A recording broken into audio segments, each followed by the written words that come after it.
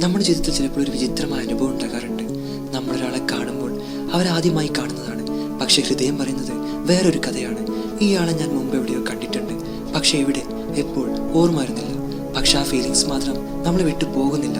ഇതാണ് you are name എന്ന movie നമ്മളെ അനുഭവിപ്പിക്കുന്നത്. ഇതൊരു സാധാരണ ലവ് സ്റ്റോറി അല്ല, ഇത് സമയം കടന്നു പോകുന്ന ഒരു ബന്ധത്തിൻ്റെ കഥയാണ്.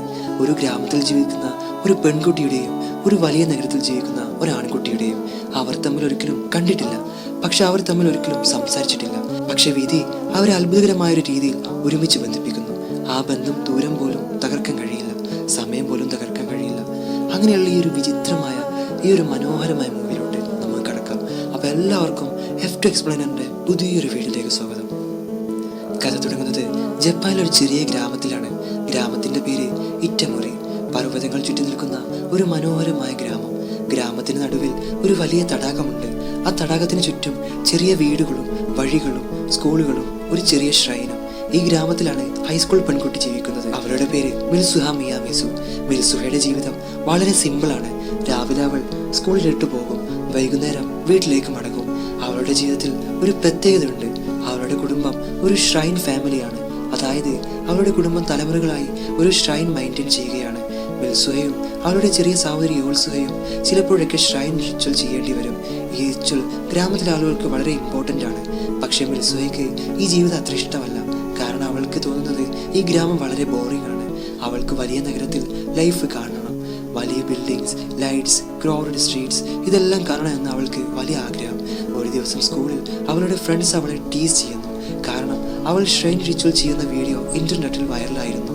അതുകൊണ്ട് അവൾക്ക് വളരെ എംബാരസ്മെന്റ് ഉണ്ടാകും. ആ ദിവസം വൈകുന്നേരം മിൽസുഹ വീട്ടിലേക്ക് മടങ്ങുമ്പോൾ അവൾ സ്കൈ നോക്കുന്നു. അവൾ ആകാശത്തിലേക്ക് നോക്കി ഒരു വിഷ് പറയുന്നു. ദൈവമേ, അടുത്ത ജന്മത്തിലെങ്കിലും എന്നെ ഈ ഗ്രാമത്തിൽ ജനിപ്പിക്കരുതേ, പകരം എനിക്ക് ഒരു ടോക്കിയോ ബോയിയായി ജനിപ്പിക്കണേ എന്ന് അവൾ പറയുന്നു. അവൾക്കറിയില്ല ഈ വിഷ് അവളുടെ ജീവിതം മുഴുവൻ മാറ്റാൻ പോകുന്നു എന്ന്. ഇപ്പോൾ കഥ മാറുന്നു. ജപ്പാനിലെ ഏറ്റവും വലിയ നഗരമായ ടോക്കിയോ. ലൈറ്റ്സ് നിറഞ്ഞ സ്ട്രീറ്റ്സ്, വലിയ ബിൽഡിങ്സ്, നിരന്തരം ഓടുന്ന ട്രെയിൻസ്. ഈ വലിയ നഗരത്തിലാണ് ഒരു ഹൈസ്കൂൾ പയ്യൻ ജീവിക്കുന്നത്. അവൻ്റെ പേര് ടാക്കി താച്ചിബാന. ടാക്കി ഒരു എനർജറ്റിക് സ്റ്റുഡൻ്റ് ആണ്.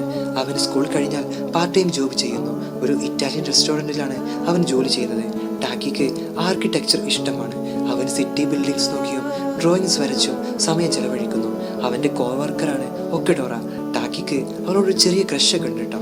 അവൻ്റെ ഫ്രണ്ട്സ് ടുക്കുസാക, ഷിൻട എന്നിവരാണ്. അവരുടെ ലൈഫ് സാധാരണ ടീനേജേഴ്സ് പോലെ തന്നെയാണ്. സ്കൂൾ, ഫ്രണ്ട്സ്, ജോബ്സ് എന്നിവയൊക്കെ മുന്നോട്ട് കൊണ്ടുപോകണം. എല്ലാം നോർമലായി പോകുന്നു. പക്ഷെ ഒരു ദിവസം ടാക്കി രാവിലെ എഴുന്നേറ്റപ്പോൾ അവനൊരു വിചിത്രമായ ഫീലിങ്സ് ഉണ്ടാകുന്നു. അവന് തോന്നുന്നു ഇന്ന് എന്തോ സ്ട്രേഞ്ച് ഡ്രീം കണ്ടതായി. പക്ഷെ ആ ഡ്രീം ഓർമ്മ വരുന്നില്ല. അവനറിയില്ല ആ ഡ്രീം സ്വപ്നം മാത്രമല്ല, അത് അവൻ്റെ ജീവിതത്തിലെ ഏറ്റവും വലിയ മിസ്റ്ററി ആയിരിക്കുമെന്ന്. ഒരു ദിവസം രാവിലെ മിൽസു എഴുന്നേറ്റപ്പോൾ അവൾക്കൊരു വിചിത്രമായ ഫീലിങ്സ് ഉണ്ടാകുന്നു. അവൾക്ക് തോന്നുന്നു ഇന്നലെ എന്തോ സ്ട്രേഞ്ച് ഡ്രീം കണ്ടതുപോലെ. പക്ഷെ അതൊരു ഡ്രീമാണോ അല്ലെങ്കിൽ യഥാർത്ഥ്യമാണോ അതൊന്നും അവർക്ക് മനസ്സിലാകുന്നില്ല. അവൾ എഴുന്നേറ്റ് മിറർ നോക്കുന്നു. പക്ഷെ അടുത്ത നിമിഷം അവൾ ഷോക്കായി മാറി നിൽക്കുന്നു. കാരണം മിററിൽ കാണുന്നത് അവളുടെ മുഖമല്ല, അവൾ കാണുന്നത് ഒരു ബോയിയുടെ മുഖമാണ്. അത് ടാക്കിയുടെ മുഖമാണ്. അതേസമയം ടോക്കിയോ നഗരത്തിൽ ടാക്കി രാവിലെ എഴുന്നേൽക്കുന്നു. അവനും സെയിം ഫീലിങ്സ് ആണ്. അവന് തോന്നുന്നു ഇന്നലെ എന്തോ സ്ട്രേഞ്ച് ഡ്രീം കണ്ടതുപോലെ. പക്ഷെ അവൻ മിറർ നോക്കുമ്പോൾ അവനും ഷോക്കാകുന്നു. കാരണം മിററിൽ കാണുന്നത് അവൻ്റെ മുഖമല്ല, അത് മിൽസുഹയുടെ മുഖമാണ്. അവൻ ഇപ്പോൾ ഒരു പെൺകുട്ടിയുടെ ശരീരത്തിലാണ്. ആദ്യത്തിലേക്ക് രണ്ടുപേർക്കൊന്നും മനസ്സിലാകുന്നില്ല. അവർ കരുതുന്നത് ഇതൊരു ഡ്രീം ആയിരിക്കുമെന്ന്. പക്ഷേ ദിവസമൊട്ടാകെ എല്ലാം വളരെ സ്ട്രേഞ്ച് ആയി മാറുന്നു. മിൽസുഹ ഇപ്പോൾ ടാക്കിയുടെ ശരീരത്തിലാണ്. അവൾ ടോക്കിയോ സിറ്റിയിൽ നടക്കുമ്പോൾ എല്ലാം അവൾക്ക് പുതിയ അനുഭവമാണ്. വലിയ ബിൽഡിങ്സ്, ട്രെയിൻസ്, സ്ട്രീറ്റ്സ്, ഇവയെല്ലാം അവൾക്ക് ഒരു അത്ഭുതകരമായ ഒരു എക്സ്പീരിയൻസ് ആണ്. പക്ഷെ പ്രോബ്ലം എന്തെന്നാൽ അവൾക്ക് ടാക്കിയുടെ ലൈഫൊന്നും അറിയില്ല. അവൾ സ്കൂളിൽ പോകുമ്പോൾ ഫ്രണ്ട്സ് അവളെ സ്ട്രേഞ്ച് ആയി നോക്കുന്നു. കാരണം അവൾ ബിഹേവ് ചെയ്യുന്നത് ടാക്കിയെ പോലെയല്ല. അതേപോലെ റെസ്റ്റോറൻറ്റിൽ ജോബ് ചെയ്യുമ്പോൾ അവൾ കൺഫ്യൂസ്ഡ് ആണ്. എന്ത് ചെയ്യണം, എങ്ങനെ ഓർഡർ എടുക്കണം, ഒന്നൊന്നും അവൾക്ക് അറിയില്ല. ഇതെല്ലാം കാരണം റെസ്റ്റോറൻറ്റിൽ ചെറിയ പ്രശ്നങ്ങൾ ഉണ്ടാകുന്നുണ്ട്. അതേസമയം ടാക്കി ഇപ്പോൾ മിൽസുഹയുടെ ശരീരത്തിലാണ്. അവൻ ഇറ്റമൊറി ഗ്രാമത്തിലാണ്. ടോക്കിയോ സിറ്റി ലൈഫിൽ നിന്നും ഈ ക്വൈറ്റ് വില്ലേജ് ലൈഫ് അവന് വളരെ സ്ട്രേഞ്ച് ആണ്. അവൻ രാവിലെ എഴുന്നേറ്റപ്പോൾ മിൽസുഹയുടെ ചെറിയ സഹോദരി യോൾസുഹ അവനെ വിളിക്കുന്നു. ചേച്ചി, സ്കൂളിൽ ലേറ്റ് ആകും, പെട്ടെന്ന് വാന്ന്. ടാക്കി ടോട്ടലി കൺഫ്യൂസ്ഡ് ആണ്. പക്ഷെ അവൻ സ്കൂളിൽ പോകുന്നു. അവിടെ ഫ്രണ്ട്സ് നോട്ടീസ് ചെയ്യുന്നു. ഇന്ന് മിൽസുഹ ബിഹേവ് ചെയ്യുന്നത് വളരെ സ്ട്രേഞ്ച് ആണ്. അവൾ നോർമലി ക്വൈറ്റ് ആണ്, പക്ഷേ ഇന്ന് അവൾ എനർജറ്റിക് ആയി സംസാരിക്കുന്നു. ഇത് കണ്ടപ്പോൾ ഫ്രണ്ട്സ് എല്ലാം സർപ്രൈസ് ആകുന്നു. ഇങ്ങനെ ചില ദിവസങ്ങൾ കടന്നു പോകുന്നു. ഒരു ദിവസം മിൽസുവ വീണ്ടും ടാക്കിയുടെ ശരീരത്തിലെത്തുന്നു. അവൾക്കിപ്പോൾ മനസ്സിലാകുന്നു ഇതൊരു ഡ്രീം അല്ല, ഇത് ആക്ച്വലി ബോഡി സ്വാപ്പിംഗ് ആണെന്ന്. അതുപോലെ ടാക്കിക്കും സെയിം റിയലൈസേഷൻ ഉണ്ടാകുന്നു. ഇത് രണ്ടുപേർക്കും ഒരു സ്ട്രേഞ്ച് കണക്ഷൻ കൊണ്ട് ഒരാളുടെ ശരീരത്തിലേക്ക് മറ്റൊരാൾ മാറുകയാണ്. പക്ഷെ ഇതിന് ഒരു പാറ്റേൺ പോലും ഇല്ല. ചില ദിവസങ്ങൾ സ്വാപ്പ് ഉണ്ടാകും, ചില ദിവസങ്ങൾ ഒന്നും സംഭവിക്കില്ല. ഇത് കംപ്ലീറ്റ്ലി റാൻഡം ആണ്. ഈ ബോഡി സ്വാപ്പ് കാരണം ഇവരുടെ ജീവിതത്തിൽ മുഴുവൻ പ്രശ്നങ്ങൾ ഉണ്ടാകുന്നു. അതിനാൽ അവർ ഒരു സൊല്യൂഷൻ കണ്ടെത്തുന്നു. അവർ ഫോൺ ഉപയോഗിച്ച് മെസ്സേജ് എഴുതാൻ തുടങ്ങുന്നു. നോട്ട്സ് ആപ്പിൽ മറ്റൊരാൾക്ക് ഇൻസ്ട്രക്ഷൻ എഴുതുന്നു. Important exam, tomorrow study, restaurant ജോബിൽ കെയർഫുൾ ആയിരിക്കണം, എൻ്റെ ഫ്രണ്ട്സിനെ എംബാരസ്മെൻറ്റ് ചെയ്യരുത്, മറ്റൊരാളുടെ ലൈഫ് റെസ്പെക്ട് ചെയ്യുക, ഇമ്പോർട്ടൻ്റ് ഈവൻറ്റ്സ് മിസ് ചെയ്യരുത്, ഫോൺ നോട്ട്സിൽ വായിക്കുക. ഇങ്ങനെ ഇവർ ഒരാളുടെ ജീവിതം മറ്റൊരാൾക്ക് മാനേജ് ചെയ്യാൻ തുടങ്ങുന്നു. ഈ സ്വാപ്പ് കാരണം ചില ഫണ്ണി മൊമെൻറ്റ്സ് ഉണ്ടാകുന്നു. ഒരു ദിവസം മിൽസുവ ടാക്കിയുടെ ബോർഡിൽ റെസ്റ്റോറൻറ്റിൽ ജോലി ചെയ്യുമ്പോൾ കസ്റ്റമറിൽ ഒരാൾ റോങ് ആയി സംസാരിക്കുന്നു. നോർമലി ടാക്കി കാമാണ്, പക്ഷേ മിൽസുവ അവനെ നേരിട്ട് കൺഫേം ചെയ്യുന്നു. ഇത് കണ്ടപ്പോൾ റെസ്റ്റോറൻറ്റ് സ്റ്റാഫ് എല്ലാം സർപ്രൈസ് ആകുന്നു. അതുപോലെ ടാക്കി മിൽസുവായി സ്കൂളിൽ ഫ്രണ്ട്സിനോടൊപ്പം സംസാരിക്കുമ്പോൾ അവൻ നോർമലി ബിഹേവ് ചെയ്യാത്ത രീതിയിൽ ബിഹേവ് ചെയ്യുന്നു. ഇത് കാരണം മിൽസുവയുടെ ഫ്രണ്ട്സ് അവളെ ടീസ് ചെയ്യാൻ തുടങ്ങുന്നു. ഇങ്ങനെ ദിവസങ്ങൾ കടന്നു പോകുന്നു. ഇവർ തമ്മിൽ ഒരു സ്ട്രേഞ്ച് ബോണ്ട് ഉണ്ടാകുന്നു. അവർ ഒരിക്കലും നേരിട്ട് കണ്ടിട്ടില്ല, അവർ ഒരിക്കലും സംസാരിച്ചിട്ടില്ല. പക്ഷേ ഫോൺ നോട്ട്സിൽ വഴിയും മെസ്സേജ് വഴിയും അവർ ഒരാളുടെ ജീവിതം മനസ്സിലാക്കുന്നു. ടാക്കി ഗ്രാജുവലി മിൽസുവയുടെ ഗ്രാമജീവിതം അപ്രീസിയേറ്റ് ചെയ്യാൻ തുടങ്ങുന്നു. മിൽസുഹയും ടാക്കിയുടെ സിറ്റി ലൈഫ് എൻജോയ് ചെയ്യാൻ തുടങ്ങുന്നു. അറിയാതെ തന്നെ ഇവർ തമ്മിൽ ഒരു ഇമോഷണൽ കണക്ഷൻ ഉണ്ടാകുന്നു. അവർ തമ്മിൽ ഒരു സ്ട്രേഞ്ച് ഫീലിങ്സ് വളരുന്നു. പക്ഷെ ഇവർക്കും അറിയില്ല ഈ കണക്ഷന് പിന്നിൽ ഒരു വലിയ രഹസ്യം ഒളിഞ്ഞിരിക്കുന്നു എന്ന്. ഈ രഹസ്യം അവരുടെ ജീവിതം മുഴുവനും മാറ്റാൻ പോകുന്നു. ബോഡി സ്വാപ്പ് സംഭവങ്ങൾ തുടരുമ്പോൾ മിൽസുവയും ടാക്കിയുമൊക്കെ ഇത് അവരുടെ ജീവിതത്തിൻ്റെ ഒരു ഭാഗമായിട്ട് സ്വീകരിക്കാൻ തുടങ്ങുന്നു. ആദ്യത്തിൽ ഇത് കൺഫ്യൂഷൻസ് ആയിരുന്നു, പക്ഷേ ഇപ്പോൾ ഇത് അവരുടെ ദിവസങ്ങളിൽ ഒരു സ്ട്രേഞ്ച് റുട്ടീനായി മാറുന്നു. അവർ ഒരുമിച്ച് നേരിട്ട് കാണുന്നില്ല, പക്ഷെ ഒരാളുടെ ജീവിതം മറ്റൊരാൾ ജീവിക്കാൻ തുടങ്ങുന്നു. ഒരാളുടെ ലോകം മറ്റൊരാൾ മനസ്സിലാക്കാൻ തുടങ്ങും. മിൽസുവയ്ക്ക് ടോക്കിയോ ലൈഫ് വളരെ ഇഷ്ടമാകുന്നു. ടോക്കിയോയിലെ streets, subway trains, restaurants, lights നിറഞ്ഞ രാത്രികൾ, ഇവയെല്ലാം അവൾക്ക് ഒരു ഡ്രീം പോലെയാണ് തോന്നുന്നത്. അവൾ പലപ്പോഴും ടാക്കിയുടെ ഫോണിൽ സെൽഫി എടുത്ത് നോട്ട്സിൽ എഴുതും. ടോക്കിയോ ലൈഫ് അമേസിംഗ് ആണ്. അവൾ ഫ്രണ്ട്സിനോടൊപ്പം ഹാങ് ഔട്ട് ചെയ്യുകയും സിറ്റി എക്സ്പ്ലോർ ചെയ്യുകയും ചെയ്യുന്നു. ഇത് ടാക്കിക്ക് പിന്നീട് കാണുമ്പോൾ വളരെ ഫണ്ണി ആയി തോന്നുന്നു. അതേസമയം ടാക്കി ഇപ്പോൾ ഇറ്റമൊരു ജീവിതം അനുഭവിക്കുന്നു. ആദ്യത്തിൽ അവന് ബോറിംഗ് ആയിരുന്നു, പക്ഷേ ഇപ്പോൾ അവന് വില്ലേജ് ലൈഫ് ഇഷ്ടപ്പെടാൻ തുടങ്ങുന്നു. Lake view, quiet streets, mountains, ഇവയെല്ലാം അവന് പീസ്ഫുൾ ആയി തോന്നുന്നു. അതിൽ ഇമ്പോർട്ടൻ്റ് ആയിട്ട് അവന് മിൽസുവയുടെ കുടുംബത്തെക്കുറിച്ച് അറിയാൻ തുടങ്ങുന്നു. അവളുടെ ഗ്രാൻഡ് മദർ അവന് പഴയ ട്രഡീഷൻസ് പറഞ്ഞു കൊടുക്കുന്നു. ഒരു ദിവസം മിൽസുവയുടെ ഗ്രാൻഡ് മദർ അവളെയും സഹോദരി യോൾസുവയെയും ഷ്രൈൻ റിച്വൽ ചെയ്യാൻ വിളിക്കുന്നു. ഇതൊരു പഴയ ട്രഡീഷനാണ്. ഈ റിച്വൽ കുച്ചികാമി സാക്കി എന്ന സാക്രഡ് ഡ്രിങ്ക് ഉണ്ടാക്കുന്നു. റൈസ് ചവ് ചെയ്ത് ഫെർമെൻഷൻ വഴി ഉണ്ടാക്കുന്ന ഒരു സ്പെഷ്യൽ ഡ്രിങ്ക്. ഇത് ഷ്രൈനിൽ ഒരു സാക്രഡ് ഓഫറിംഗ് ആണ്. ടാക്കി മിൽസുഹയുടെ ബോഡിയിലായതിനാൽ അവൻ ഈ റിച്വൽ എക്സ്പീരിയൻസ് ചെയ്യുന്നു. അവനിത് സ്ട്രേഞ്ച് ആയിരിക്കും, പക്ഷേ ഗ്രാൻഡ് മദർ ഒരു ഇമ്പോർട്ടൻറ്റ് ലെസൺ പറയുന്നു. ജീവിതം ഒരു ത്രെഡ് പോലെയാണ്. ഈ ത്രെഡ് ചിലപ്പോൾ വേർപിരിയും, പക്ഷെ വീണ്ടും അതൊന്നാകാം. ഈ ഡയലോഗ് പിന്നീട് സ്റ്റോറിയിൽ വളരെ വലിയ മീനിങ് നൽകുന്നു. ഒരു ദിവസം മിൽസുഹ ടാക്കിയുടെ ബോഡിയിൽ റെസ്റ്റോറൻറ്റിൽ ജോലി ചെയ്യുമ്പോൾ ഒരു ഇൻട്രസ്റ്റിംഗ് സംഭവം നടക്കുന്നു. ടാക്കിയുടെ കോവർക്കർ ഒക്കഡോറ അവളോട് സംസാരിക്കുന്നു. നോർമലി ടാക്കി അവളോട് സംസാരിക്കാറില്ല, പക്ഷേ മിൽസുവ കോൺഫിഡൻ്റ് ആയി സംസാരിക്കുന്നു. അത് കണ്ടപ്പോൾ ഒക്കഡോറ സർപ്രൈസ്ഡ് ആവുന്നു. അവൾ ടാക്കിയോട് ചോദിക്കുന്നു, നിനക്കിന്നെന്തോ ഡിഫറെൻ്റ് ആണല്ലോ, നീ ഇന്ന് വളരെ വ്യത്യസ്തമായിട്ടാണല്ലോ പെരുമാറുന്നത്. ആ ദിവസം മിൽസുവ ഒരു ബ്ലഡ് ഡിസിഷൻ എടുക്കുന്നു.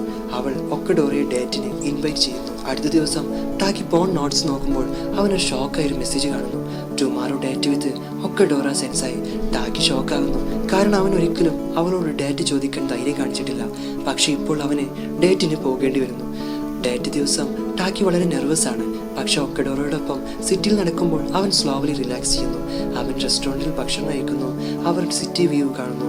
പക്ഷെ ഒക്കഡോറ ഒന്ന് നോട്ടീസ് ചെയ്യുന്നു, നീ ഇന്ന് വളരെ ഡിഫറെൻ്റ് ആണ് ടാക്കി. അവൾ പറയുന്നു, ഇന്നലെ നീ വളരെ വേറെ ആളെ പോലെ ആയിരുന്നു. പിന്നീട് ഒക്കഡോറ ഒരു ഇമ്പോർട്ടൻ്റ് ആയിട്ടുള്ളൊരു കാര്യം പറയുന്നുണ്ട്, നിനക്ക് മറ്റാരെയോ ഇഷ്ടമാണെന്ന് എനിക്ക് തോന്നുന്നു. ടാക്കി കൺഫ്യൂസ്ഡ് ആണ്, പക്ഷെ സ്ലോവലി അവന് മനസ്സിലാവുന്നു അവന് മിൽസുവയെ മിസ് ചെയ്യുന്നുണ്ടെന്ന്. ഇപ്പോൾ ടാക്കി റിയലൈസ് ചെയ്യുന്നു, ഈ ബോഡി സ്വാപ്പ് ഒരു സ്ട്രേഞ്ച് ഈവൻറ്റ് മാത്രമല്ല, ഇതൊരു കണക്ഷനാണ്. അവന് മിൽസുവയെ കാണണമെന്ന് തോന്നുന്നു. അതുപോലെ മിൽസുവയ്ക്ക് ടാക്കിയോടുള്ള ക്യൂരിയോസിറ്റി കൂടുന്നു. അവർ തമ്മിൽ ഒരിക്കലും കണ്ടിട്ടില്ല, പക്ഷെ അവരുടെ ജീവിതങ്ങൾ ഇപ്പോൾ ഒരുമിച്ച് ഇന്റർട്വൈൻ ആയി. പക്ഷെ ഒരു ദിവസം പെട്ടെന്ന് ബോഡി സ്വാപ്പ് നിൽക്കുന്നു. ടാക്കി വീണ്ടും മിൽസുവയുടെ ബോഡിയിൽ എത്തുന്നില്ല, മിൽസുവ വീണ്ടും ടാക്കിയുടെ ബോഡിയിലും എത്തുന്നില്ല. ബോഡി സ്വാപ്പ് പെട്ടെന്ന് നിൽക്കുമ്പോൾ ടാക്കിക്ക് എന്തോ തെറ്റായി തോന്നുന്നു. മുൻപ് ദിവസങ്ങളിൽ അല്ലെങ്കിൽ കുറച്ച് ദിവസങ്ങൾക്കിടയിൽ അവൻ മിൽസുവയുടെ ബോർഡിൽ എത്തുമായിരുന്നു. പക്ഷേ ഇപ്പോൾ ഒന്നും സംഭവിക്കുന്നില്ല. അവന് തോന്നുന്നു തൻ്റെ ജീവിതത്തിൽ ഒരു പ്രധാനപ്പെട്ട ബന്ധം പെട്ടെന്ന് നഷ്ടപ്പെട്ടതുപോലെ. അവൻ ഫോൺ നോട്ട്സിൽ വീണ്ടും വീണ്ടും വായിക്കുന്നു മിൽസുവ എഴുതിയ ഓരോ മെസ്സേജസും. ഇവയെല്ലാം അവൻ വായിക്കുമ്പോൾ അവനൊരു കാര്യം മനസ്സിലാവുന്നു, അവന് മിൽസുവയെ വളരെ മിസ് ചെയ്യുന്നു എന്ന്. ടാക്കി ഒരു തീരുമാനം എടുക്കുന്നു, അവൻ മിൽസുവയെ കണ്ടെത്താൻ പോകുകയാണെന്ന്. പക്ഷേ ഒരു പ്രോബ്ലം എന്തെന്നാൽ അവന് വില്ലേജ് നെയിം പോലും അറിയില്ല. അവന് ഓർമ്മയുള്ളത് ചില വിഷ്വൽസ് മാത്രമാണ്. ഒരു ലേക്ക്, മൗണ്ടൈൻസ്, ഒരു സ്മോൾ ടൗൺ. അവന് മെമ്മറി ഉപയോഗിച്ച് അവയുടെ ഡ്രോയിങ് വരയ്ക്കുന്നു. പിന്നീട് അവൻ്റെ ഫ്രണ്ട്സായ ടുക്കസാക്കയെയും ഒക്കഡോറയും ചേർന്ന് ആ പ്ലേസ് അന്വേഷിക്കാൻ പോകുന്നു. അവർ കാറിൽ ജപ്പാൻ കൺട്രി സൈഡിൽ യാത്ര ചെയ്യുന്നു. വഴിയിൽ പല ആളുകളോടും ടാക്കി ഡ്രോയിങ് കാണിച്ച് ചോദിക്കുന്നുണ്ട് ഈ പ്ലേസ് എവിടെയാണെന്ന് അറിയുമെന്ന്. പക്ഷെ ആർക്കും അത് അറിയില്ലായിരുന്നു. ഒരു റെസ്റ്റോറൻറ്റിൽ സ്റ്റോപ്പ് ചെയ്യുമ്പോൾ ഫോൺ ആ ഡ്രോയിങ് നോക്കുന്നു. അവൻ സഡൻലി സീരിയസ് ആവുന്നു. അവൻ പറയുന്നു ഈ പ്ലേസ് എനിക്കറിയാം, ഇത് ഇറ്റമോറിയാണ്. ടാക്കി ഹാപ്പി ആവുന്നു. പക്ഷെ ഓണർ അടുത്ത സെന്റൻസ് പറയുമ്പോൾ എല്ലാം മാറുന്നു. ഓണർ പറയുന്നു പക്ഷെ ആ ടൗൺ ഇപ്പോൾ ഇല്ല. ടാക്കി കൺഫ്യൂസനാണ്. അവൻ ചോദിക്കുന്നു നിങ്ങൾ എന്താണ് ഉദ്ദേശിക്കുന്നത്? ഓണർ ന്യൂസ് പേപ്പർ ആർട്ടിക്കിൾ കാണിക്കുന്നു. അവിടെ ഒരു ഷോക്കിംഗ് ന്യൂസ് ഹെഡ്ലൈൻ കാണുന്നു.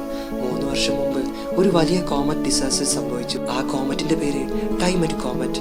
ആ കോമറ്റ് സ്കൈയിൽ നിന്ന് സ്പ്ലിറ്റായി ഒരു വലിയ ഭാഗം ഇറ്റമോറി ടൗണിൽ ഇടിച്ചു. ഇമ്പാക്ട് അത്ര വലുതായിരുന്നു.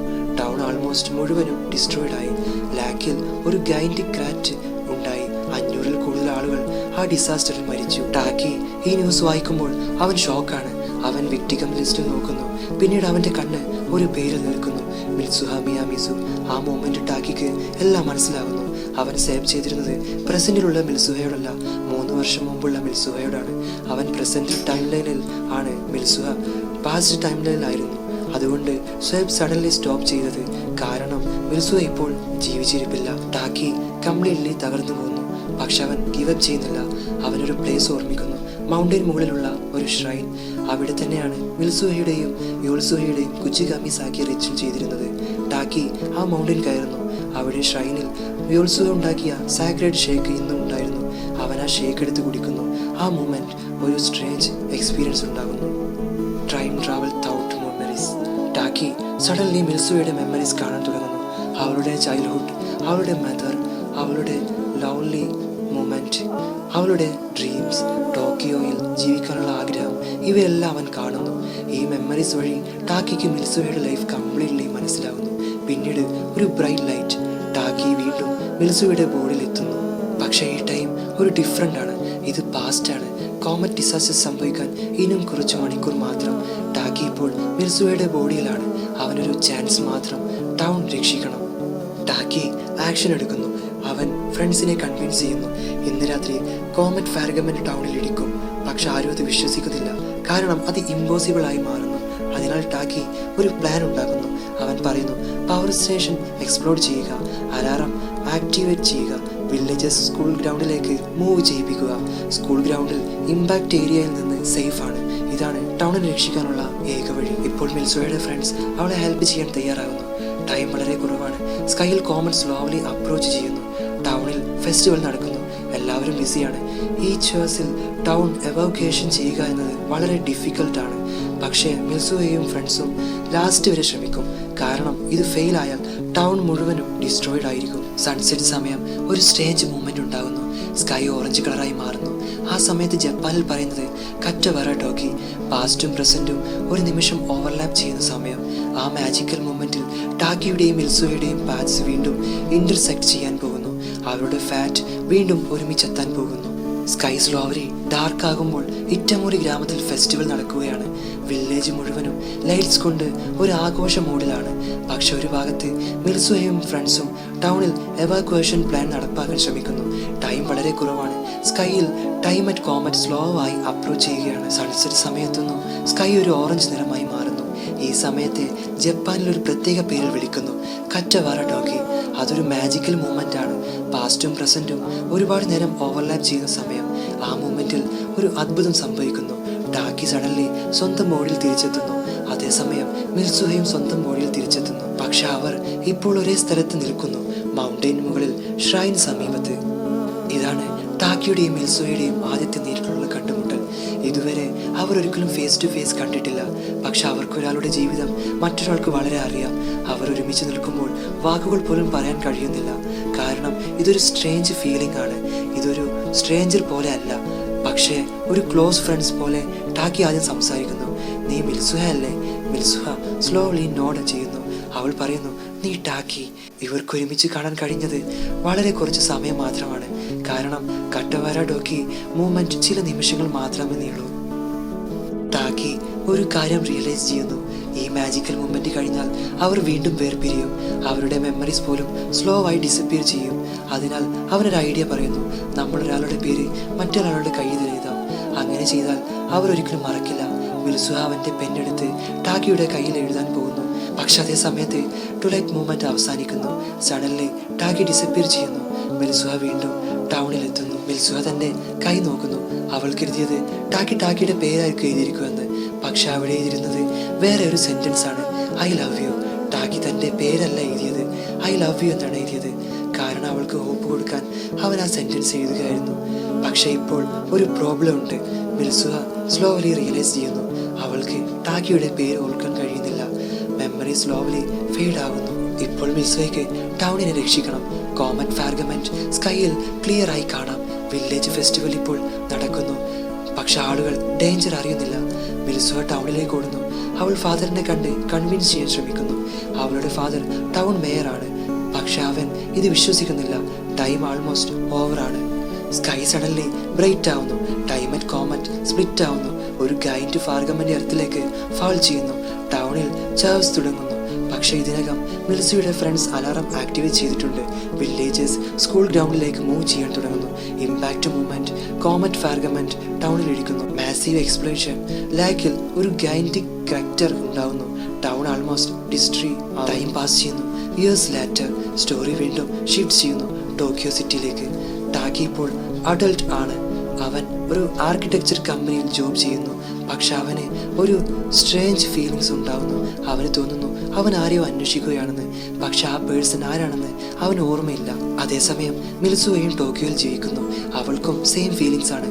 അവൾക്ക് തോന്നുന്നു തൻ്റെ ജീവിതത്തിൽ ഒരു ഇമ്പോർട്ടൻ്റ് പേഴ്സൺ ഉണ്ടായിരുന്നു. പക്ഷെ ആ പേഴ്സൺ ആരാണെന്ന് അവൾക്കും ഓർമ്മ വരുന്നില്ല. ഒരു ദിവസം ടാക്കി ട്രെയിനിൽ യാത്ര ചെയ്യുന്നു. അടുത്ത ട്രെയിൻ ഓപ്പോസിറ്റ് ഡയറക്ഷനിൽ പോകുന്നു. ആ ട്രെയിനിൽ മിൽസുഹ ഇരിക്കുന്നു.